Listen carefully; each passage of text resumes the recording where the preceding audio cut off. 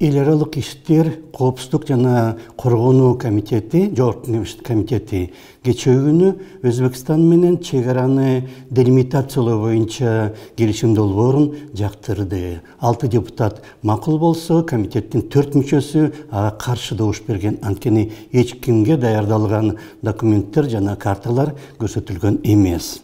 Бийликтин айтымында Кемпирабад суу сактагычынын алдындагы 4485 гектар жер Өзбекстанга өтөт. Ал эми Кыргызстан анын ордуна башка жерден 19699 гектар алат. Бирок кагаздар көрсөтүлбөгөндүктөн анын баарын азырынча текшере албайсың. Суу сактагыч мындан 40 жыл мурда Кыргызстандын аймагында, бирок чек аранын түбүндө курулган. Ошондуктан анын суусун Өзбекстан гана пайдаланып келген. Өзбекстан менен жана Тажикстан менен чек ара сүйлөшүүлөрү башталганда Кыргыз бийлиги эмне болуп жатканын жана эмне пландалганын элге ачык айтып келген, жана кошуна мамлекеттердин жетекчилиги аны жактырган эмес. Эми бийлик көп нерсени жашыра баштады, жана Үзөңгү куш боюнча Кытай менен же Каркара боюнча Казакстан менен келишимдер дагы дал ушинтип түзүлгөн.